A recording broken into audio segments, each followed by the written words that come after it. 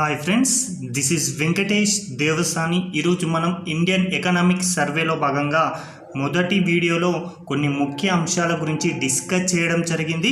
ఆ తదుపరి మరికొన్ని అంశాలని యొక్క వీడియోలో ఏవైతే ఎగ్జామ్ పాయింట్ ఆఫ్ వ్యూలో ఇంపార్టెంటో వాటి గురించి డిస్కస్ చేద్దామండి. అందులో భాగంగా జీవీఏలో వివిధ రంగాలు అదేవిధంగా ఉపరంగాల వారి యొక్క వృద్ధి రేట్లు అనేవి 2011-12 ఆధార సంవత్సరం వద్ద స్థిర ధరల వద్ద వీటి యొక్క వృద్ధి రేట్ల గురించి డిస్కస్ చేద్దామండి. చాలా ఇంపార్టెంట్, ఎగ్జామ్ పాయింట్ ఆఫ్ వ్యూలో అడగడానికి అవకాశం ఉన్నాయి కాబట్టి గుర్తుంచుకోండి. కాబట్టి ఇందులో రంగాలు ఒకవైపు 2022-23 సంవత్సరం, అదేవిధంగా 2023-24 సంవత్సరంలో ఆ యొక్క రంగాల యొక్క వృద్ధి రేట్లు ఏ విధంగా ఉన్నాయో ఎగ్జామినర్ అడగడానికి అవకాశం ఉంది. కాబట్టి చూడండి, ముందుగా వ్యవసాయం, అటవీ, చేపలు, మైనింగ్, క్వారీకి సంబంధించిన రంగాల యొక్క వృద్ధి రేటు 2022-23లో 4.4% ఉండగా 2023-24 సంవత్సరానికి వచ్చేసరికి ఈ యొక్క రంగం యొక్క వృద్ధి రేట్ వచ్చేసి 2.1% పడిపోవడం జరిగింది. అదేవిధంగా మరొక ఉపరంగం అండి తయారీ, నిర్మాణం, విద్యుత్, గ్యాస్, నీటి సరఫరాకు సంబంధించి 2022-23లో వచ్చేసి 2.1% ఉన్నటువంటి వృద్ధి రేటు. ఆ తదుపరి 2023-24 వచ్చేసరికి 9.7% నమోదు కావడం జరిగింది. మంచి ప్రతిభనైతే కనబరచడం జరిగింది ఈ యొక్క ఉపరంగం అని గుర్తుంచుకోండి. ఇక మరొక రంగం అండి వాణిజ్యం, హోటళ్ళు, రవాణా, కమ్యూనికేషన్ 2022-23లో 12% ఉండగా 2023-24 వచ్చేసరికి 6.4% ఈ యొక్క వృద్ధి రేటును సాధించింది. అంటే గతం కన్నా కూడా సగానికి తక్కువగా ఈ యొక్క వృద్ధి రేట్ అనేది నమోదు కావడం జరిగింది. ఇక ఆర్థిక, రియల్ ఎస్టేట్ వచ్చేసి 2022-23లో 9.1%గా ఉన్నటువంటి వృద్ధి రేటు 2023-24 వచ్చేసరికి 8.4%గా నమోదు కావడం జరిగింది. ఇక ప్రజా పరిపాలనకు సంబంధించి కనుక పరిశీలిస్తే 2022-23లో 8.9%గా ఉండగా 2023-24 వచ్చేసరికి 7.8%గా నమోదు కావడం జరిగింది. ఇక ప్రాథమిక ధరల వద్ద జీవీఏ మొత్తంగా చూసుకున్నట్లయితే 2022-23లో 6.7%గా ఉండగా 2023-24లో 7.2%గా ఉండడం జరిగింది. కాబట్టి ఎగ్జామ్ పాయింట్ ఆఫ్ వ్యూలో అభ్యర్థులు గుర్తుంచుకోవాల్సిన అంశం ఏంటి అంటే ఈ యొక్క జీవీఏలో అత్యధికంగా వృద్ధి రేటును సాధించినటువంటి ఉపరంగం ఏది అని అడుగుతాడు. కాబట్టి తయారీ, నిర్మాణం, విద్యుత్, గ్యాస్ నిర్మాణం. అయితే వీటి యొక్క వరుస క్రమం, ఈ యొక్క వృద్ధి రేట్లను అవరోహణ క్రమంలో లేదా ఆరోహణ క్రమంలో అమర్చండి అని కూడా అడుగుతాడు. కాబట్టి ముందుగా మనకు తయారీ రంగాన్ని గుర్తుంచుకోవాలి. రెండవది వచ్చేసి ఆర్థిక, రియల్ ఎస్టేట్ అని గుర్తుంచుకోండి. ఇక మూడవది ప్రజా పరిపాలన, రక్షణ. ఇక నాలుగవది ప్రాథమిక ధరల వద్ద ఇలా మూడింటినైతే గుర్తుంచుకోండి. ఎగ్జామ్ పాయింట్ ఆఫ్ వ్యూలో తప్పనిసరిగా అడుగుతాడు. ఇక మొత్తంగా ప్రాథమిక ధరల వద్ద జీవీఏ ఎంతగా ఉంది అంటే 7.2% అని గుర్తుంచుకోండి.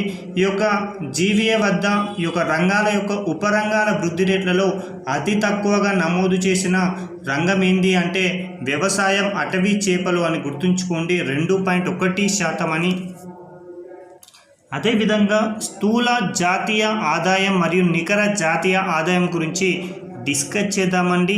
స్థూల జాతీయ ఆదాయంని జీఎన్పీగా, నికర జాతీయ ఆదాయాన్ని ఎన్ఎన్పీగా అంటాం. ఈ యొక్క జీఎన్పీకి ఎన్ఎన్పీకి మధ్య డిఫరెన్స్ వచ్చేసి తరుగుదల అని మన అందరికీ తెలిసిన విషయమే. కాబట్టి తరుగుదల తీయక ముందు జాతీయ ఆదాయం ఎంతగా ఉంది, తరుగుదల తీసిన తర్వాత జాతీయ ఆదాయం ఎంతగా ఉంది అనేది ఈ యొక్క జాతీయ ఆదాయాన్ని మనం 2 ధరల వద్ద లెక్కిస్తాం. ఒకటి ప్రస్తుత ధరలు, రెండవది స్థిర ధరలు. వీటి గురించి మనకు ఆల్రెడీ గతంలోనే డిస్కస్ చేయడం జరిగింది. కాబట్టి జస్ట్ ఈ యొక్క సంవత్సరం 2023-24కు సంబంధించి ఈ యొక్క స్థూల జాతీయ ఆదాయమైన, నికర జాతీయ ఆదాయమైన, తలసరి నికర జాతీయ ఆదాయాలు వివిధ ధరల వద్ద ఏ విధంగా ఉన్నాయో ఎగ్జామినర్ అడుగుతాడు. కాబట్టి కేవలం ఈ యొక్క సంవత్సరాన్ని మాత్రమే చెప్పడం జరుగుతుందండి. ఇప్పుడు చెప్పబోయే ప్రతి అంశం కూడా లక్షల కోట్లలో అని కోట్ల రూపాయలలో అని గుర్తుంచుకోండి. చాలా చాలా ఇంపార్టెంట్ అండి. స్థూల జాతీయ ఆదాయం 2023-24 సంవత్సరానికి 29,10,04,354 కోట్లుగా ఉండడం జరిగింది. అదే స్థిర ధరల వద్ద జిఎన్పి ఎంతగా ఉందంటే 17,12,58,000 సారీ అండి, ఇందాక చెప్పినటువంటి జిఎన్పి అనేది ప్రస్తుత ధరల వద్ద 29,10,000 ఓకే అండి, 29,10,04,354 రూపాయలు అనేది ప్రస్తుత ధరల వద్ద జిఎన్పి ఉండగా 17,12,05,892 అనేది స్థిర ధరల వద్ద జాతీయ ఆదాయం అనేది ఉండడం జరిగింది. ఇక స్థూల జాతీయ ఆదాయం నుంచి తరుగుదల తీసేసిన తర్వాత నికర జాతీయ ఉత్పత్తి అనేది రావడం జరుగుతుంది. ఈ యొక్క నికర జాతీయ ఆదాయం అనేది ఎంతగా ఉంది తరుగుదల తీసేసిన తర్వాత అంటే 25,69,96,663 రూపాయలుగా ఉండడం జరిగింది. ఇక స్థిర ధరల వద్ద కనుక చూసుకున్నట్లయితే ఎన్ఎన్పి 14,89,760 రూపాయలుగా నమోదు కావడం జరిగింది. కాబట్టి గుర్తుంచుకోండి, జిఎన్పి అనేది ప్రస్తుత ధరల వద్ద ఎంతగా ఉందంటే 29 కోట్ల వరకు ఉంటే, అదే ఎన్ఎన్పికి వచ్చేసరికి ప్రస్తుత ధరల వద్ద 25 కోట్లుగా నమోదైంది. దాదాపుగా 4 కోట్ల వరకు కూడా తరుగుదల ఉందని మనం అర్థం చేసుకోవచ్చు. ఇక స్థిర ధరల వద్ద చూడండి, 17 కోట్లకు పైగా స్థిర ధరల వద్ద జాతీయ ఆదాయం ఉండగా, అదే ఎన్ఎన్పి వచ్చేసరికి 14 కోట్లకి పడిపోవడం జరిగింది. అదేవిధంగా తలసరి నికర జాతీయ ఉత్పత్తిని కనుక పరిశీలిస్తే ప్రస్తుత ధరల వద్ద ఎంతగా ఉంది అంటే 1,84,205 రూపాయలుగా తలసరి నికర జాతీయ ఆదాయం అనేది ప్రస్తుత ధరల వద్ద నమోదు కాగా, స్థిర ధరల వద్ద ఎంతగా ఉందంటే 1,67,044గా ఓకేనా, 1,06,744గా తలసరి నికర జాతీయ ఆదాయం అనేది స్థిర ధరల వద్ద ఉండడం జరిగింది. కాబట్టి ఎగ్జామ్ పాయింట్ ఆఫ్ వ్యూలో అడగడానికి అవకాశం ఉంది కాబట్టి గుర్తుంచుకోండి. ఇక వృద్ధి రేట్లను శాతం పరంగా చెప్పుకున్నట్లయితే జిఎన్పి, ఎన్ఎన్పి తలసరి నికర జాతీయోత్పత్తిని గత సంవత్సరంతో అంటే ప్రస్తుత ధరల్లో అదేవిధంగా స్థిర ధరల్లో ఈ యొక్క జిఎన్పి, ఎన్ఎన్పి ఈ యొక్క వృద్ధి రేట్లను కనుక పరిశీలిస్తే 2022లో 2023-24లో ప్రస్తుత ధరల వద్ద జిఎన్పి అనేది 9.5గా ఉండగా స్థిర ధరల వద్ద 8.2గా ఉండడం జరిగింది. అదేవిధంగా ఎన్ఎన్పి ప్రస్తుత ధరల వద్ద 9.6 ఉండగా స్థిర ధరల వద్ద 8.3గా ఉండడం జరిగింది. అదే తలసరి నికర జాతీయోత్పత్తి ప్రస్తుత ధరల వద్ద 8.7 ఉండగా స్థిర ధరల వద్ద 7.4గా ఉండడం జరిగింది. కాబట్టి ఈ యొక్క వృద్ధి రేట్లను కూడా ఎగ్జామినర్ అడుగుతాడు కాబట్టి గుర్తుంచుకోండి. ఇక మనకి ఎగ్జామ్ పాయింట్ ఆఫ్ వ్యూలో అడిగే మరికొన్ని ముఖ్య అంశాలను కనుక పరిశీలిస్తే వాటిలో నికర రాష్ట్ర దేశీయోత్పత్తి NSDP, net state domestic product అని పిలవడం జరుగుతుందండి. ఇవి అత్యధికంగా నమోదు చేసినటువంటి రాష్ట్రాలు ఏవి అని కూడా ఎగ్జామినర్ అడుగుతాడు. కాబట్టి ఈ నెట్ స్టేట్ డొమెస్టిక్ ప్రొడక్ట్ అనేది ప్రస్తుత ధరల వద్ద అదే విధంగా ప్రస్తుత ధరల వద్ద దేశంలో ఈ యొక్క నికర రాష్ట్ర దేశీయోత్పత్తి ఎక్కువ తక్కువ ఉన్నటువంటి రాష్ట్రాలపైన ఎగ్జామినర్ ప్రశ్న అడుగుతాడు. కాబట్టి ఎన్ఎస్డిపి అత్యధికంగా ఉన్న రాష్ట్రాలను చూడండి. తమిళనాడు మొదటి స్థానంలో ఉండగా కర్ణాటక రెండవ స్థానంలో, ఉత్తరప్రదేశ్ అనేది మూడవ స్థానంలో ఉండడం జరిగింది.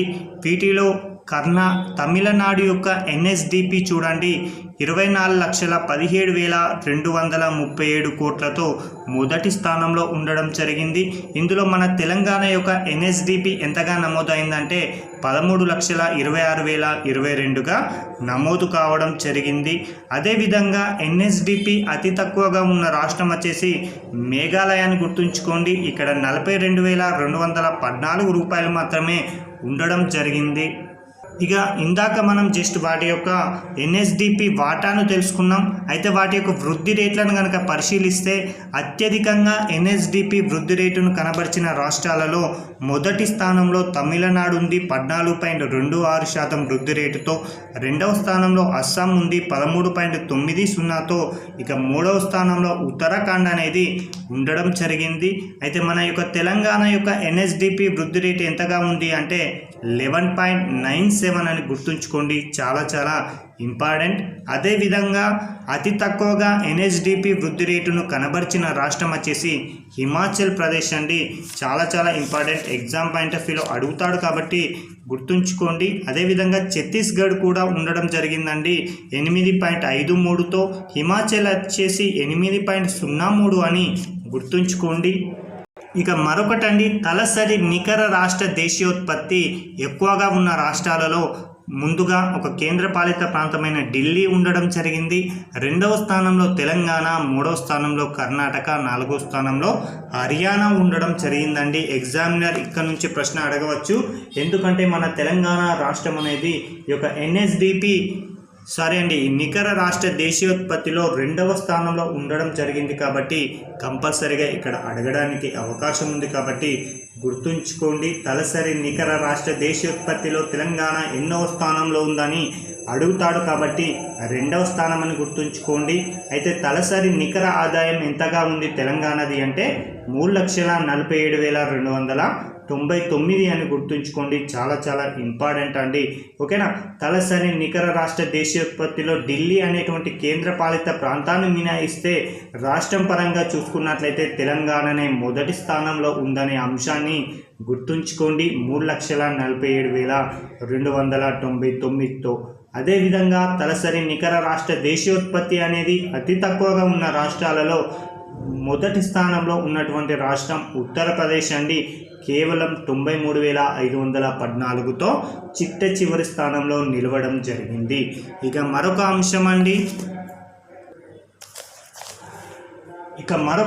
అండి తలసరి నికర రాష్ట్ర దేశీయోత్పత్తి వృద్ధి రేట్లను ప్రస్తుత ధరల వద్ద కనుక పరిశీలిస్తే తలసరి నికర రాష్ట్ర దేశీయోత్పత్తి అతి ఎక్కువగా వృద్ధిని కనబరిచినటువంటి రాష్ట్రాలలో మొదటి స్థానంలో తమిళనాడు, రెండవ స్థానంలో అరుణాచల్ ప్రదేశ్, మూడవ స్థానంలో ఉత్తరాఖండ్ లాంటి రాష్ట్రాలు ఉండడం జరిగింది. మన తెలంగాణ రాష్ట్రం యొక్క తలసరి నికర రాష్ట్ర దేశీయోత్పత్తి వృద్ధి రేటు కేవలం 11.44%తో ఉండడం జరిగింది అనే అంశాన్ని గుర్తుంచుకోండి. ఇక అతి తక్కువగా తలసరి నికర రాష్ట్ర దేశీయోత్పత్తి వృద్ధిని కనబరిచిన రాష్ట్రాలలో పంజాబ్ 7.18, ఛత్తీస్గఢ్ 7.31, ఢిల్లీ 7.39, హిమాచల్ ప్రదేశ్ 7.50తో చివరిగా వృద్ధిని కనబరిచిన రాష్ట్రాలుగా ఉండడం జరిగిందండి. ఇదండి ఈ రోజుకు సంబంధించిన ముఖ్యమైనటువంటి సోషియో ఎకనామిక్ అవుట్లుక్ సంబంధించినటువంటి అంశాలను మనం డిస్కస్ చేయడం జరిగింది ఇండియాకు సంబంధించి. ఇక తదుపరి వీడియోలో మరికొన్ని అంశాలతో మీ ముందుకు రావడం జరుగుతుంది. Thank you.